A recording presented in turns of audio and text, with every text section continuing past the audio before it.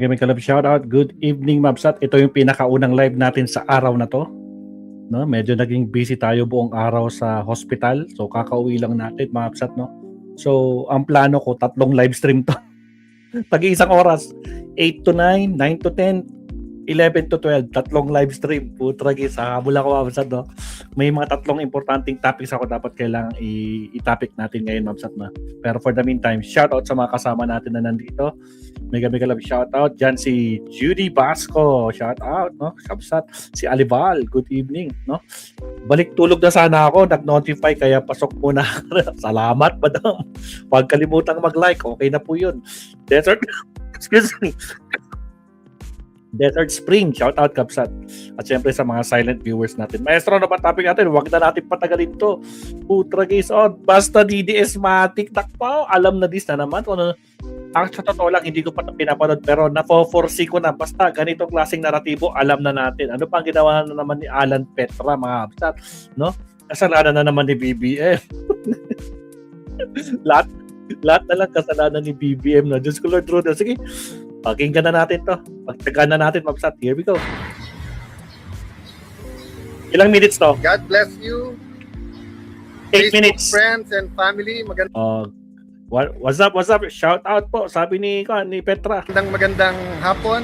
Wow. Rainy Sunday. Yan, galing sa sa isang event. Nagpre-prepare for this week. And then may konting coffee date bago umuwi at hindi ko pa sure kung magluluto si Lani kasi I think 4 a.m. o 5 a.m. wala na siya sa Bible. Keep the 7th day or depende ko anong... Ano masabi dito? Kung talagang ikukulong nila, di ikulong, but doesn't mean we will volunteer. Senator Alan Peter maintained that he is ready to face charges over alleged ghost flood control. Si Ping Lacson pala dapat ang kwan niya dito.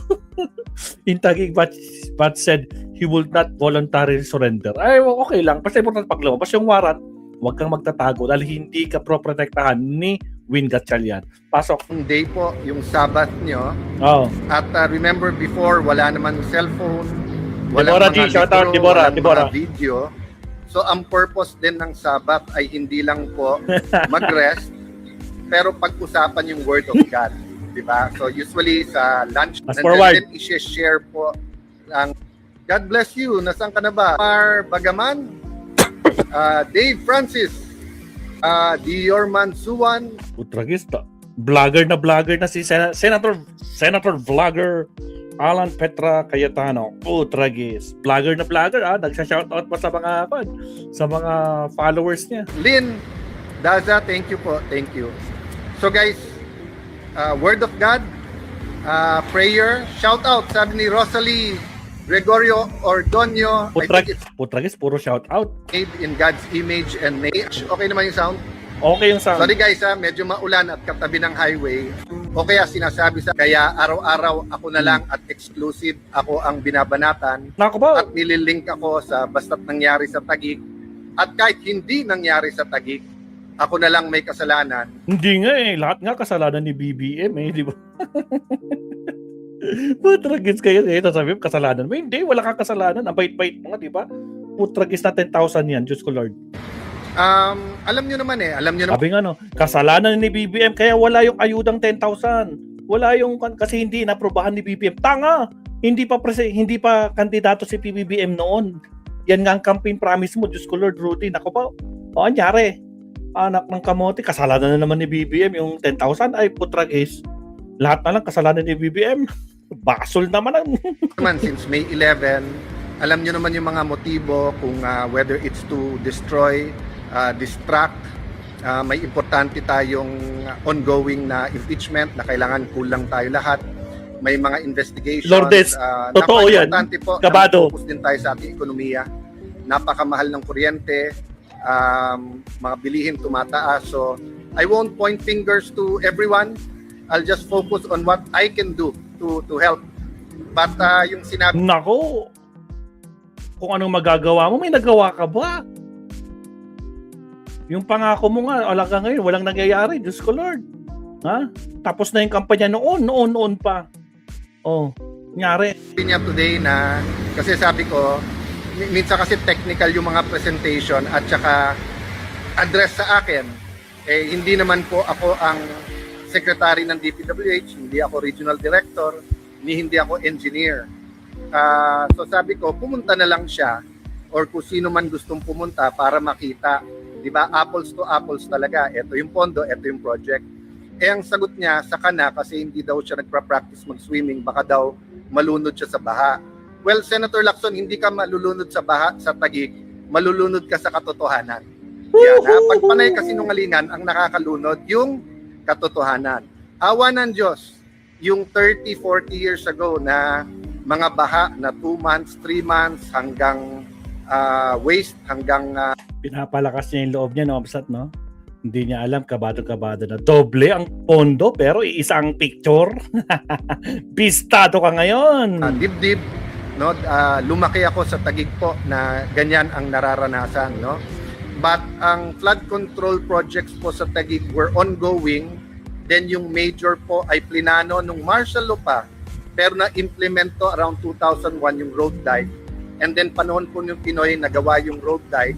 And then yung expansion ng road dike na pinipintasan nila ngayon na sinasabing flood control for reclamation, yan po ay during Duterte time. At nung inumpisahan pa nga yan, iba pa yung congressman namin. But the point is, hindi ka malulunod sa baha dito. I mean, barring 10 days of rain or an extraordinary rainfall na may mabara. Kasi kahit pa paano, compared to the other Metro Manila cities, flash flood or certain areas na lang po. But I continue to invite everyone, see the beauty of Taguig.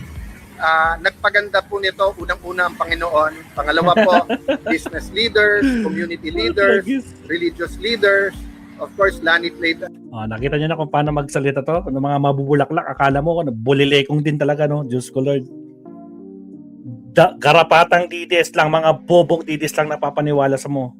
Big role of bringing everyone together, moral uprightness, moral recovery program, tamang values is a big part of it. And alam to ni Senator Lacson, maraming side stories. So ayoko pong madamay-damay, medyo tumatahimik sa Senado, medyo we're getting buckle down to work. Maraming dapat i-focus, pero yun nga, isa lang ang gusto niya i-focus. Wala naman po tayong magagawa doon. Kung hindi, as he does his worst, we will do our best. As he spreads lies, we will spread truth. Having said that, panahon na ilahat. After the SONA, anong kasunod doon? Mga solusyon, di ba? Kasi when you say state of the nation, para ka pumunta ng doktor. Sabi ng doktor, may sipon, may lagnat. Si BBM naman ngayon, SONA naman daw. Yung sana mo, nyari. Sana, Rosco po, Rudy. Payat, baka may malnourished. So, pumunta ka sa doktor, una, para malaman kung anong sakit, pero pangalawa, anong gamot, di ba? So, kung everyday, ang sasabihin lang natin, sakit, hindi makakatulong yon. Pero of course, kung sasabihin mo namang walang sakit, tapos may sakit, or sabihin mo walang addiction, pero addict sa alcohol, or addict sa sugal, or addict sa drugs, di syempre hindi magbabago. Truth is the beginning, is the starting point, no? So hindi lang po ako nagpapaulit-ulit, pero Nettie Vasquez, as you said, laban, yes, itutuloy ko po, sabi ko nga sa inyo, in different ways. Pero ang pinaka-powerful na way dyan, surrender to God, lift it up to God, pray, magbuo ng communities, at tanungin sa Panginoon, ano ang ating mga next step as a community. Pero syempre, the local government, barangay, all the way to the national government, we should always demand what is the best. The government should always give the best. But yesterday, yung topic natin is, meron din tayong mga responsibility. Ano daw? May topic na naman siya kahapon. May live stream na naman siya kahapon. Araw-araw talaga. Paldo! So, linawin ko yon, ha? As we demand the best from government, we also have to demand that we be responsible as a community and ask ourselves what we can do. Diba? Sabi nga po ni JFK na naging famous, diba? Ask not what your country can do for you, but what you can do for your country. So, dadagdagan ko yon, diba? Ang tanong, may nagawa ka ba?